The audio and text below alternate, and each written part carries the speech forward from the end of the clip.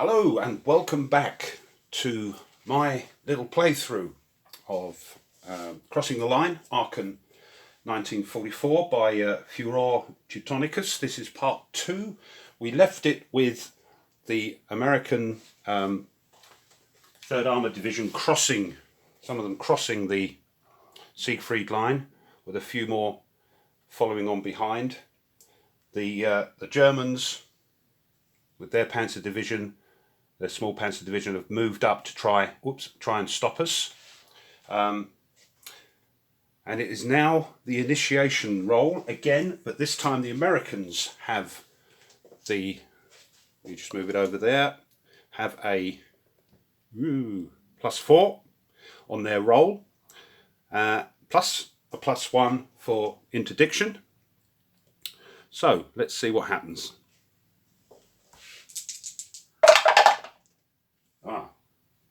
Germans roll a 4, Americans roll a 5, but they have the +4, so that is 9 plus the 1 here, 10. They've easily won the initiative. So what should we do, chaps and chapesses?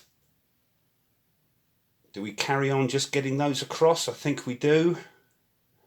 And then maybe, do we chance a combat here? Try and get these pushed back at least, or some damage.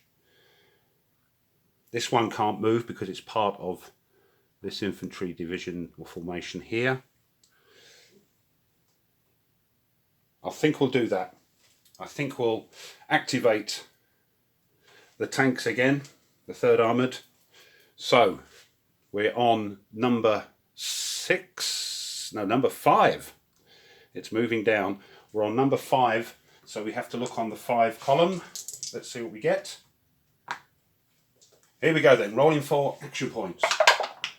6 on the little table. We are on number 5, and 6 is 5 action points. So we've got to move that down to 4 and this up to 5. Excuse me. We have 5 action points. So can't move those, they're in zones of control. Well, we can. We have to do a sort of creepy round, but that involves other things. I think I might just move. What have we got here? We've got 2 here and 2 here. Is that right? 2, no, 3 here. Right. I'm going to move in. I've got to stop here anyway if I want to get across. So I'm going to move this up. It's 4 to get into here. And we're all okay, aren't we? Let me just check. 5, 5, 5, yes. So that's one action, which I'll move. We're going to use another action to get across, and I've got to stop because of the zone of control of this. I think you have to check. There's lots to think about in this. I've got to check whether or not this exerts a zone of control into this hexagon. It's the old clear with pillboxes and mechanised or armour fighting vehicles, sorry, do indeed. So yes, it is a zone of control. So that's another action point. And what I think I'll do then is, oh heck, let's have a combat. We're going to have a tank on tank action. We'll have this stack attack these. Now, there is hidden information. Now, in the rules, it says I'm not allowed to have a little peek. As I'm the Americans now, I can't have a little peek.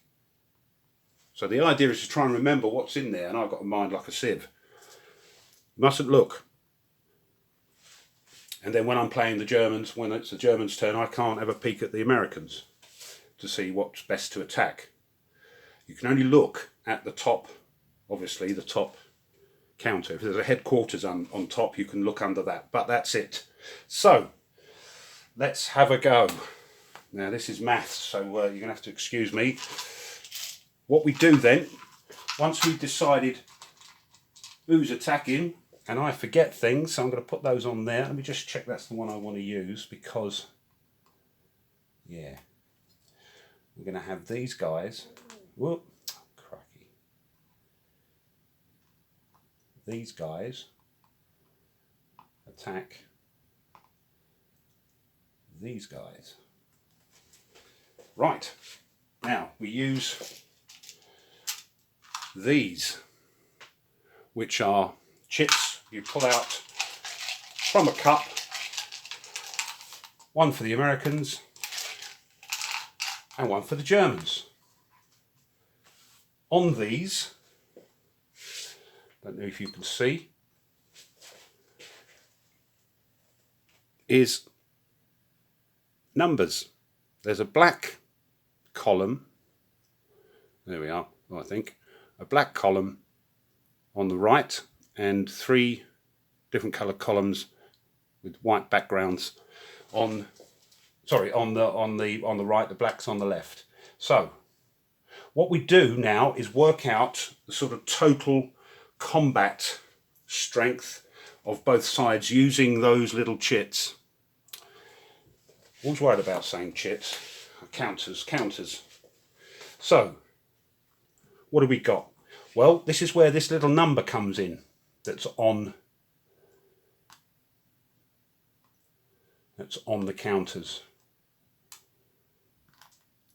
The little number that I mentioned earlier. So, what we do is we look at that little number and we find it on the black, on the chit, and then we have to decide which column here we're using. The one on the right is for a hasty attack, left, sorry, the other right. The one in the middle is for a regular attack, and the one on the right here is for a prepared attack. These are multipliers. What I have to do, of course, is use my points up. It's 2 to do a regular attack, which is what we're doing. So this one has a 4 in its effectiveness. So we look on the 4 here, and in the middle it says 2. So we have to multiply its strength by 2. So that's 10. And I'm going to put that up there. Thanks to a dash of Elan for giving me this idea. This is a dry wipe. Please don't use a permanent marker. That's done. This one has a 4 as well, so that's another 10, because you use the same chit for all of these. You just have to make sure you use the right number, the black background number, for its effectiveness. So that's another 10. And this one, we'll put that back. Leave that there a sec. And this one is on the 6. So we use the other side, and the 6, whoa, the 6 for the middle for diddle is 1, so we multiply its strength, which is 14, by 1, so we get a total of 34 for the Americans. And now we pop all this back, we do the Germans. Again, it looks long-winded only because I'm trying to explain to you and I'm rubbish with the tweezers. So here's the Germans, and we do the same with their chit. This one's finished with it, you put it back. They've got a 6, oh, they're all 6s. So they are, again, these mean disrupted on the white background numbers is disrupted, which they're not. Just trying to find it here in the old rules. Oh yeah, the middle one is undisrupted, and the one on the right is improved defense. So again, we're using the middle here on the 6. Move that down a little bit. Oh, cracky. On the 6. Now, unfortunately, it's a 3. Well, unfortunate for the Americans anyway. So they get, well, luckily there's only a strength of 1 here and a 1 here. So that's 3. That's 6, and then they've got a 5 here, 15, so that's 21, and this is the ratio. Now I've got to sit and work that out. And it works out at 3-2, I believe. So we now look on our combat results table, which is this thing here, and you can see all the ratios up here. We've got to decide what we're attacking into, and we are attacking into, because we're attacking these guys, aren't we? So let's just pop them back.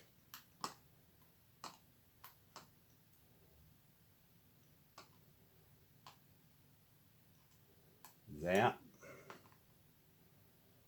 We're attacking into clear with pillboxes. So we are going to look up pillboxes in clear and look along for 3-2 using this, because it's easy to lose your way. So you just line up, I'll do that off camera, line up the pillbox in clear and move it along till we get to the 3-2. And I tell you what, these result tables, they're tough. They're tough. I know it was a tough battle. So we now have to see if we get any sort of die roll modifiers, DRMs, lots of abbreviations in this game. So we look first to see if there's any hexside terrain effects, which there isn't, like rivers, or if we were attacking across the Dragon's Teeth, for instance. Combat support. Now, we have combat support because we have a unit adjacent to the one we are attacking, and it is in range of its headquarters, and it also projects a zone of control into there. So we get for a regular attack, we get a +1 for that. So we'll put a +1 here. Next is that HQ.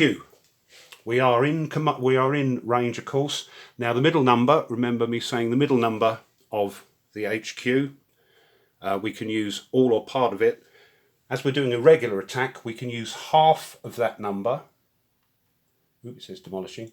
Half of the middle number, which is 4, so we get another +2. I hope this is how it goes.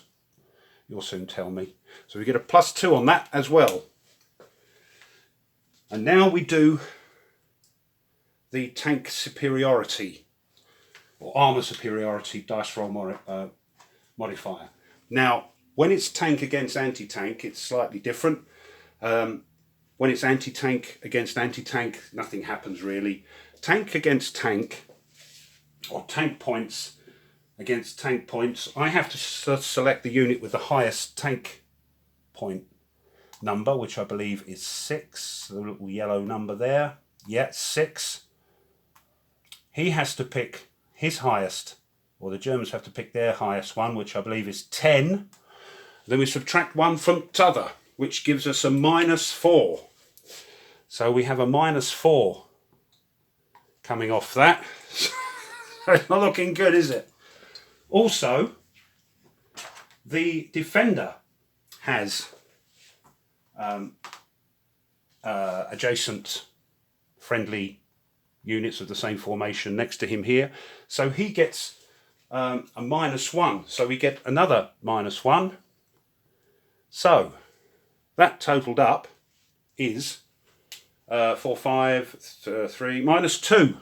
We get an overall, oops, sorry about wobbling the camera, -2 to our die roll, which ain't good. So here we go, wish us luck. We're throwing 1d10 and a 3-2 in the pillbox in clear column, and we get an 8, but -2 is 6, and that, ooh, well, that's a 2. Let's rub that out again. It's a 2. I'm just going to move that back a little bit. There we go, so I don't keep banging it. It's a 2/1. Now that means it's actually awful. It's 2 losses to us, or 2 hits to us, only 1 to them. But their 1 is in red.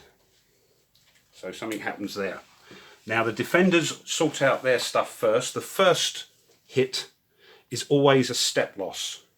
And it's always taken from the unit that did the attack, if you like. So in this case, it's this one. This one has only got a strength of 1, so that is gone. That is no more. But this was red. And when it's red, printed red, it's got to make what they call an... Sorry, I'm just looking up the rules. It's all still new to me. We're going to make an effectiveness check on each of those units that are remaining. And if they fail it, they become disrupted and can't attack, don't exert zones of control and all that sort of thing. So, their effectiveness is 6 and 6, so they've got to throw 6 or less. We'll do the one on the left first. 2, they pass. Oh, that's on the edge, let's do that again. And a 3, they both pass. Their morale is high. So, that's them done, nothing else. But we have to have 2 losses, 2 step losses. Or do we? First loss, of course, we have to take, and it's this one that attacked. So he's got a strength of 5. So he now becomes 4, and we use these cute little gizmos, these little things here, to tell us what our strength is. And this is the reason why the other side can't look, because it gives away, you know, you look at this and you think, oh crikey, that's got a strength of 5. No, it did take a hit. How many hits was it? I don't know. So you have to sort of, you can't look until you actually say, I'm attacking. Then you can have a look and then get full of despair. So, the second loss is I have the option to do a voluntary retreat. Now that's going to be awkward. Or take a second loss.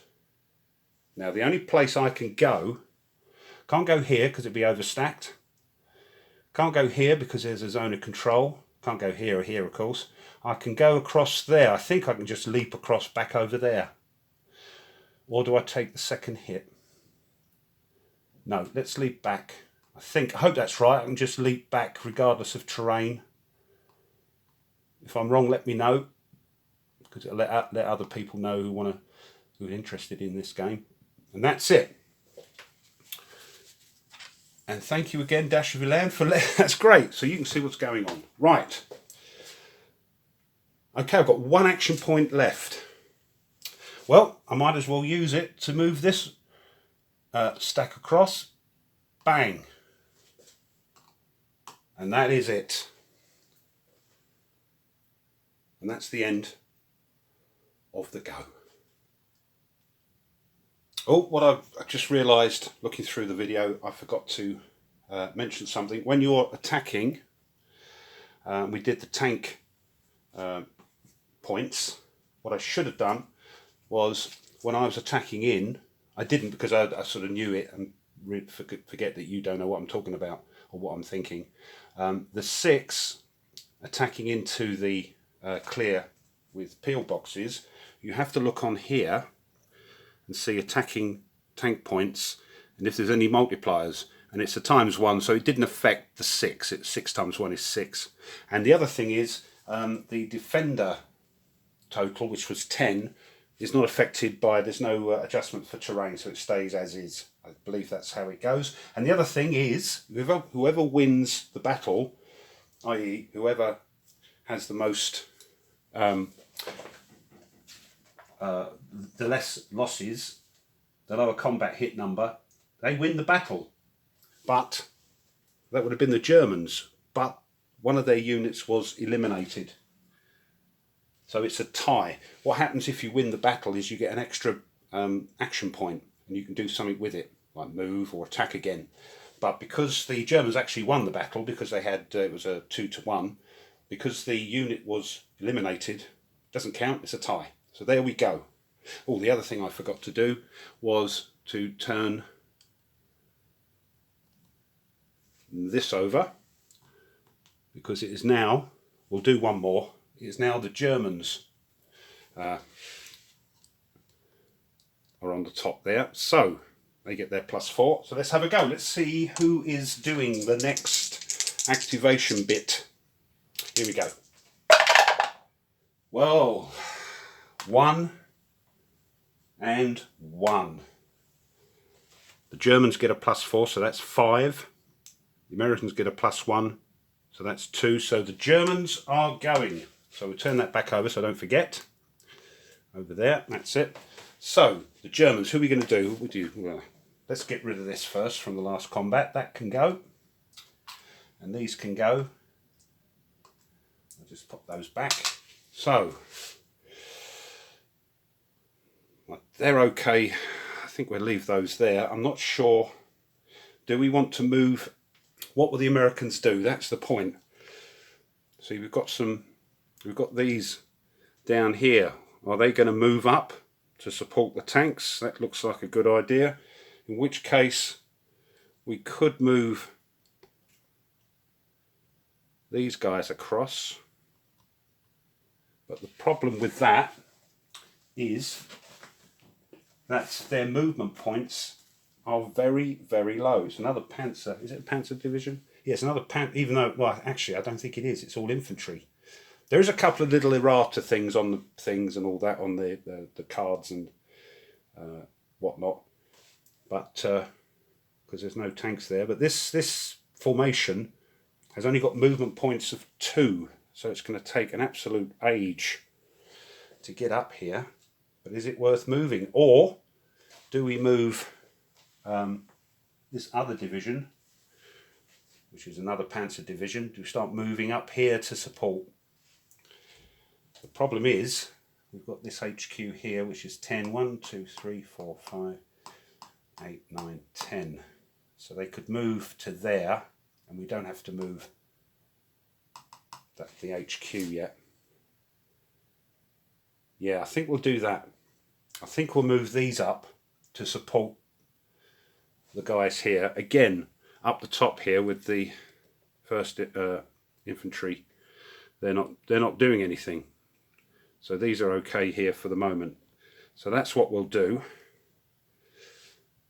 We'll make this the last. Whoa, make this the last thing, if you like. So we're going to activate these. Down here they're on number 6. So we'll see how many action points the 9th Panzer Division get. They throw an 8, which is a good throw. They're on 6. 8 is 6 action points. So I'm going to move down their counter down to 5, and we'll move the action points up to 6. I assume you know what's going on. So I think it's just movement. So let's double check 10. 1, 2, 3, 4, 5, 6, 7, 8, 9, 10. So we can move sort of here. Right, these have a movement of 5. So what do you reckon? They're both 5. Yeah, that's 1. Whoops. 1, 2. I think that's just 1 point. Yeah, 1, 2. The motorised, remember the red. 1, 2, 3.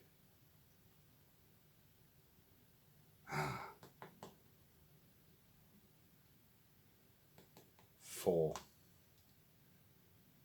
4. If I move him here, I think he's out of range. 1, 2, 3, 4, 5, 6, 7, 8, 9. Yeah, so I'm going to have to move this HQ next time. May move it to Brand here, but it takes 3 action points to move. So I'll move that one down. We'll use one because the blue number 3. So let's just move them down. So 5. Now this is on the other side of a river here. So I've got to use all my action points to get across it, unless I go this way, which there's no roads crossing. There's no roads. Is that a road? Ah, no. Hold on. Let me just check something. Yes. streams can be crossed for just the 1 point for this movement here if you're leaving a town or industrial site. So we are, so that's 1, 2, 3, 4, 5. It's a bit unfair because they, unlike the Americans, moving along roads, it's a half. For the Germans, it's a full movement point. So that's right, isn't it? Yes. Okay, so we one town. Yep. So we move that down. We'll move these down. 1. These have a movement of 6. 2, 3, 4, 5, 6. Hoping they'll hold. We'll move these down. 1, 2, 3, 4, 5, 6. And unlike other games where you have to twist counters if they've moved or whatever, it doesn't matter. You can move the same one as many times as you like, as long as you spend your points.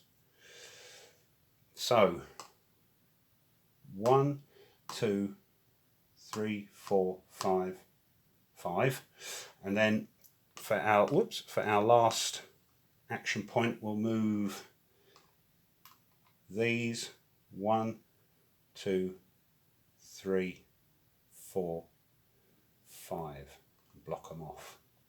And I must remember to move the headquarters next time, maybe to here, because they're at the limit of their command now. So that's it. That, not much happening there. That is the end of that part. They've used up all their action points. So we'll leave it there.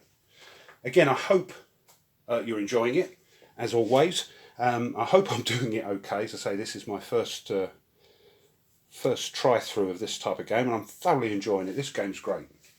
Highly recommend it. And not just saying that, it's great fun, but frustrating. And the solitaire, I can see why it's high, the solitaire on this, because as long as you sort of get over, you mustn't have a look and all this sort of thing, you've got these things, you know, these chits, so it's going to be different every time. The amount of action points you get is going to be different every time because it's a die roll. So yeah, thoroughly enjoy it. So until the next time, see if there's part 3. Till then, you take care, and if you feel so inclined, as always, please have a consideration for a subscription, for subscribing and pushing the bell. So until then, you take care. Goodbye.